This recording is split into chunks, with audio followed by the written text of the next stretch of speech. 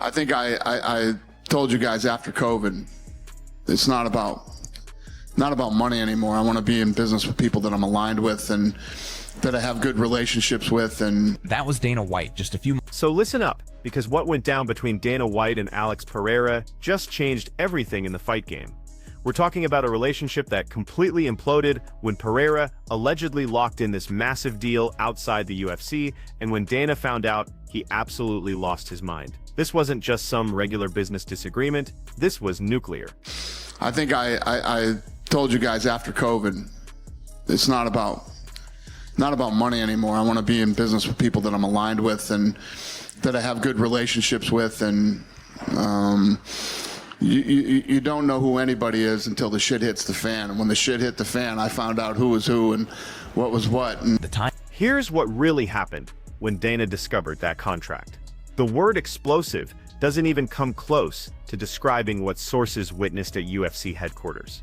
People who've seen Dana's legendary outbursts for decades said this one was different, like watching a volcano that had been building pressure for years suddenly erupt all at once. We're talking about the kind of rage that cleared hallways and had legal teams scrambling into emergency meetings. A tactical battle, we'll say, in the main event. Yeah. Crowned a new champion tonight, though. I guess, can you give us your initial thoughts on the main event tonight? Yeah, it was, not what I expected. I expected a lot more shooting, expected a lot more exchanges. Yeah. I don't know if we're going to see Alex back here or not tonight, but we haven't seen him yet. This wasn't your typical endorsement deal either. Sources are calling it a multi-million-dollar arrangement that would put Pereira at the center of something completely outside Dana's reach. The kind of deal that makes other fighters take notice and start asking their own managers some very interesting questions. When Dana heard the details, witnesses say his face went red, and the profanity that followed would make cage fighters cringe. Dana, going back to Alex tonight, there's been a little bit of talk about, he's everywhere around the world, right? He's flying to Sydney, he's doing all this stuff when he could be, maybe training at home. Do you feel like that maybe affected his performance? That's a good question. I think that's a question definitely for him to answer. I definitely don't know his schedule. I know he's been bouncing around. White's words carried an... Think about what this means for someone like Dana, who's built everything on maintaining iron-fisted control. For over 20 years, he's made sure that every significant dollar his fighters earn somehow flows through the UFC ecosystem. Then suddenly, his most marketable champion finds a way to potentially make serious money without asking permission first. That's not just business. That's existential threat territory. I would say yes, that Sheikh Turkey and Saudi are the dominant players in boxing right now. And basically, I'm going to run and manage the business for them. This is not an easy business to be in. What makes this situation even more volatile is the timing. Dana's juggling more projects than ever before, from his Saudi boxing ventures to expanding the UFC empire globally. His attention is split across multiple continents and time zones. Then boom, right when he's most stretched thin, his light heavyweight champion allegedly signs something that could fundamentally challenge how the whole system works. I thought I was busy. I didn't realize what busy really was until the last couple of weeks. But yeah, we're gonna. I think I told you this to you guys before, but we're gonna invest like $10 to $12 million into jiu-jitsu over the next year. So we're gonna go big on that. We're obviously going big on boxing. We're gonna continue to do what we do with the UFC, and then switching Power Slap over to YouTube. The backstory makes this even more complicated, though. Pereira isn't some entitled fighter looking for easy money. This guy watched martial arts training through Windows as a kid because his family couldn't afford classes. He built the Instituto Powhatan to give free training to over 700 children, donated more than $100,000 for flood relief, and hands out food to families who remind him of his own childhood struggles. But here's where it gets really interesting. Pereira has been methodically building his brand for years now.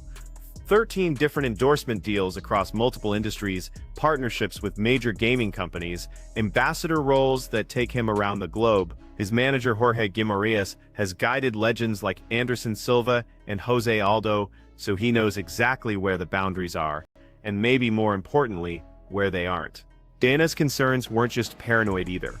Questions had been floating around for months about whether all that travel and promotional work was affecting Pereira's training. The guy's been accumulating frequent flyer miles instead of gym hours, bouncing between Sydney and Rome for various appearances while trying to stay sharp for championship fights. Remember that loss to Makhachev at UFC 313 that Dana called disappointing? Some people wondered if Pereira's outside activities were becoming a distraction. Then he came back and knocked out Makhachev in 80 seconds at UFC 320, reminding everyone exactly why he's considered one of the most dangerous fighters on the planet. But that sequence of events probably didn't ease Dana's worries about divided attention.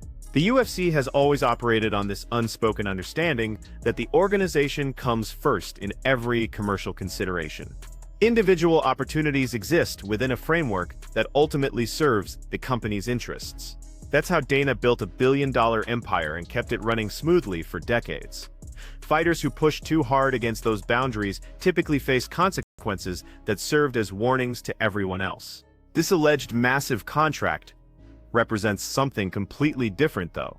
If the reports are accurate, Pereira and his team found a loophole in the system, a way to build serious commercial independence without technically violating his UFC obligations. They focused on business opportunities rather than competitive fighting, exploiting gaps in contractual language that nobody saw coming. Dana's reaction tells you everything about how serious this threat really is. This is the same guy who told major sponsors to take their money and shove it when they tried to dictate his social media posts. He's never been subtle about defending his principles, even when millions of dollars hang in the balance. So when sources describe his response to Pereira's alleged deal as exceptional, even by his standards, you know something fundamental shifted.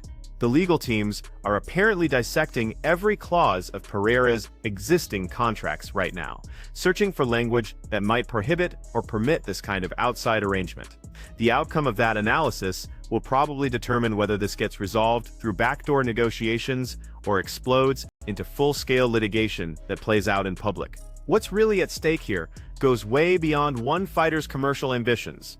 Other champions are watching this situation closely, understanding that whatever precedent gets set will shape future negotiations for years to come.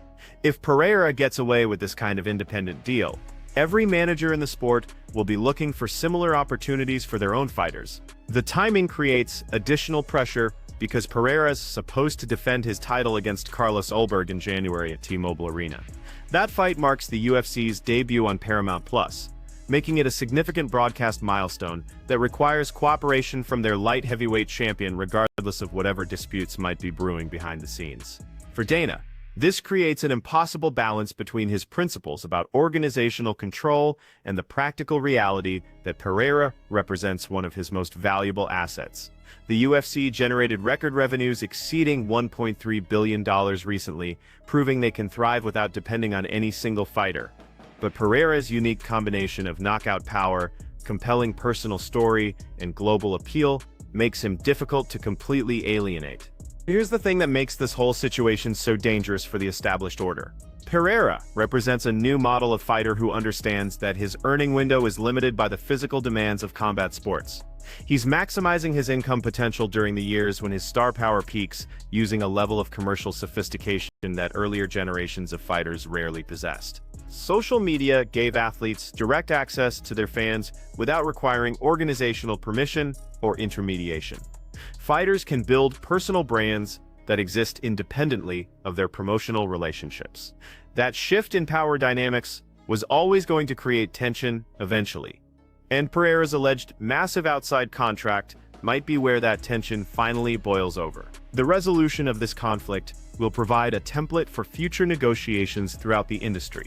It's going to influence how the next generation of fighters approaches their relationships with the organizations that employ them, and potentially reshape the fundamental balance between athlete rights and organizational control.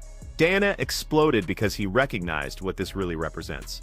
Not just one contract or one fighter's commercial ambitions, but a crack in the foundation of everything he built. Because if his most marketable champion can successfully establish this kind of independence, every other elite fighter will be taking notes and making similar moves. The UFC will survive this situation because they always find ways to adapt and overcome challenges. But the game itself, the unspoken understanding about how power gets distributed between fighters and promotions, that might never be quite the same again. Dana White exploded because he saw the future coming, and it looked nothing like the world he spent decades creating and controlling.